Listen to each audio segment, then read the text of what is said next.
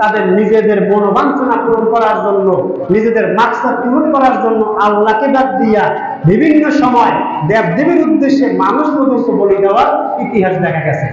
ইতিহাস তালাশ করলে দেখা যায় জাহিলিয়াতের যুগে প্রতি বছর একটা সময় নীল নদ শুকায়া যাইত। তখন সমস্ত মানুষগুলা এক হইয়া, জাহিলিয়াতের যুগে একটা সময় নীল নদের, মিশরের নীল নদের পানি শুকায় যাইত। তখন মিশরবাসীরা সবাই একত্রিত হইয়া তাদের মধ্য থেকে একটা সুন্দর সুশ্রী পরমা সুন্দরী কন্যাটাকে নববধূ সাজে সজ্জিত করিয়া তারা সেই নীল নদের মধ্যে বলি দিত। তারপর সেই নীল নদের পানি আসতো। এইটা যখন করতো হযরত ওমর ইবনুল খাত্তাব রাদিয়াল্লাহু তাআলা আনহুর শাসন আমলে, যখন মিশর মুসলমানদের হাতে চলে আসে, মিশরের বিজয়ী সেনাপতি ছিল আমর ইবনুল আস রাদিয়াল্লাহু তাআলা আনহু। ওমর ইবনুল খাত্তাব রাদিয়াল্লাহু তাআলা আনহু তাকে, আমর ইবনুল আসকে মিশরের গভর্নর বানায় দিলেন। মিশরের গভর্নর আমর ইবনুল আস তখন মিশরের পরিচালনা করেন। ঘটনাক্রমে ওই বছর মিশরের নীল নদ শুকায় গেছে, আর শ্রাবণ আসে না। কি উপায়? সমস্ত মিশরবাসীরা এক জায়গায় হয়ে গেছে।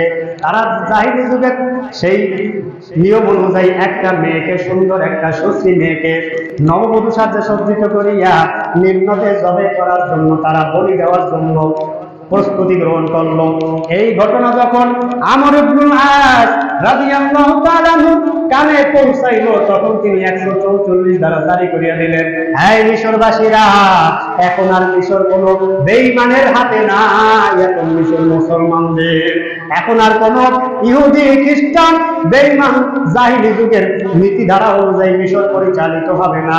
মিশর চলবে একমাত্র মুসলমানদের নীতি আদর্শের উপরে। মিশরে নীতি চলবে কোরআনের নীতি।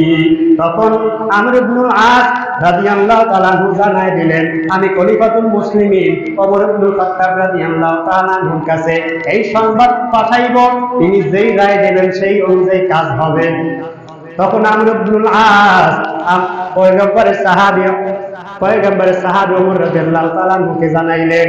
তিনি নীল নদের উদ্দেশ্যে একটা চিঠি লিখলেন, এই নীল নদ, যদি তুমি আল্লাহর নামে প্রবাহিত হও, তাহলে আমি রাসূলের খলিফা নির্দেশ দিতেছি তুমি প্রবাহিত হয়ে যাও। আর যদি তুমি শয়তানের নামে প্রবাহিত হও, তাহলে তোমার পানি আমাদের দরকার নাই, আমাদের জন্য আল্লাহই যথেষ্ট। এই চিঠি লিখিয়া আমর ইবনুল আস রাদিয়াল্লাহু তাআলার কাছে দিয়া দিলেন। আমর ইবনুল আস এই চিঠি নিয়ে মিশরে চলে গেলেন। মিশরে গিয়া তিনি ঘোষণা করে দিলেন, এই মিশরবাসীরা, এই বছর কোন মেয়েকে বলি দেওয়া হবে না। পয়গম্বরের সাহাবী আমিরুল মুমিনিন একটা চিঠি লিখে দিয়েছে নীল নদের জন্য, আমি এই নীল নদের কাছে এই চিঠিটা অমুক টাইমে অমুক দিন ফালাইব। সব মানুষগুলো আতঙ্কিত হয়ে গেছে, সব মানুষগুলো আশ্চর্য হয়ে গেল। কি কয়, আমরা সারা জীবন নীল নদের মধ্যে মেয়েকে বলি দিয়ে তারপর প্রবাহিত করা লাগতো। নীল নদের মধ্যে পানি আনার জন্য আমাদের মধ্য থেকে একজনকে কোরবান করা লাগতো, একজনকে উৎসর্গ করা লাগতো। আজকে মুসলমানেরা কয় একটা চিঠি দিয়া বলে তারপর পানি আনবে নীল নদের মধ্যে। এই আশ্চর্য বিষয় দেখার জন্য নির্দিষ্ট দিনে নির্দিষ্ট সময় সব মিশরবাসীরা নীল নদের পাশে আসিয়া দাঁড়ায় গেছে। কি হয় দেখার জন্য নির্দিষ্ট সময় যখন উপস্থিত হয়ে গেল, আমর ইবনুল আস তিনি চিঠিটা নিয়ে আস্তে আস্তে অগ্রসর হইতেছেন। সব মানুষগুলা চাতক পাখির ন্যায় আমর ইবনুল আসের দিকে তাকায় রয়েছে। কি হয় ঘটনা দেখার জন্য আল্লাহর বান্দা পয়গম্বরের সাহাবীর খলিফা আমর ইবনুল আস গভর্নর যখন গিয়া নীল নদের মধ্যে বিসমিল্লাহ বলিয়া চিঠিটা ছাড়িয়া দিল, আল্লাহর কি কুদরত, নীল নদের মধ্যে পানি আসতে বিন্দু মাত্র সময় লাগে নাই। ইতিহাস সাক্ষী দেয়, এই দুনিয়ার মুসলমান সেই দিন নীল নদের মধ্যে 16 হাত উঁচা হয়ে পানি ঢুকছে। আজ পর্যন্ত একটা মিনিটের জন্য নীল নদ শুকায় নাই, নীল নদে পানি আর আসা বন্ধ হয় নাই। এইভাবে করে জাহিলি যুগের সমস্ত দৃষ্টি কালচার সব কিছু ইসলাম আসিয়া সব বন্ধ করিয়া দিছে। দুনিয়াতে যত কোরবানি হবে একমাত্র আল্লাহর উদ্দেশ্যে, কোন দেবদেবীর জন্য নয়। আগে মানুষকে বলি দেওয়া হয়তো দেবদেবীর উদ্দেশ্যে। জাহিলি যুগের সব দৃষ্টি কালচার ইসলাম আসিয়া সবগুলাকে বন্ধ করিয়া দিছে, কারণ একমাত্র কোরবানি হবে আল্লাহর জন্য। আল্লাহ তাআলা বলেন ফাসাল্লি লিরাব্বিকা ওয়ানহার, হে নবী আপনি আপনার প্রতিপালকের উদ্দেশ্যে নামাজ কায়েম করেন এবং কোরবানি করেন। মুফাসসির কেরাম আয়াতের ব্যাখ্যায় বলেন নামাজ যেমনি ভাবে একমাত্র আল্লাহর রাজের উদ্দেশ্যে করা হয়, অন্য কারোর উদ্দেশ্যে নয়, ঠিক তেমনি ভাবে এই দুনিয়ার মুসলমান যখন তোমরা কোরবানি করবা সেটাও আল্লাহর উদ্দেশ্যে হবে, অন্য কোনো উদ্দেশ্য নয়, বস্তু খাওয়ার উদ্দেশ্যে নয়, বেয়াইকে খুশি করার উদ্দেশ্যে নয়, ছেলে সন্তানকে খুশি করার উদ্দেশ্যে নয়, যে মোড়া পাই একটা গরু জবাই দিলাম। কোরবানি হবে একমাত্র আল্লাহর রাজের উদ্দেশ্যে। আল্লাহ তাআলা বলেন ফাসাল্লি লিরাব্বিকা ওয়ানহার, হে নবী আপনার পালনকর্তার উদ্দেশ্যে আপনি নামাজ পড়েন এবং কোরবানি করেন। মুফাসসিরের আয়াতের ব্যাখ্যায় বলেন আল্লাহ তাআলা বলেন নামাজ তারপরে কোরবানি, যার নামাজ নাই তার কোরবানি নাই। কোন বেনামাজের কোরবানি লাগবে না, যে নামাজ পড়বা না ওর কোরবানি করার কোনো দরকার নাই, কারণ বেনামাজির কোন ইবাদত আল্লাহ কবুল করেন না, ওর কোন প্রার্থনা আল্লাহ কবুল করেন না। বেনামাজির সঙ্গে মিলিয়ে যদি কোরবানি দাও, যদি তুমি তাহাজ্জুদ গুজার হও, 13 বার বাইতুল্লাহ জিয়ারত করো, তোমার কোরবানি কোন কামে লাগবে না। বুঝাইতে পারলাম? আল্লাহ তাআলা বলেন ফাসাল্লি লিরাব্বিকা ওয়ানহার, হে নবী আপনি নামাজ পড়েন তারপর কোরবানি করেন। এই বেনামাজির গোষ্ঠী, আল্লাহ বলে নামাজ পড়ো তারপরে কোরবানি করো।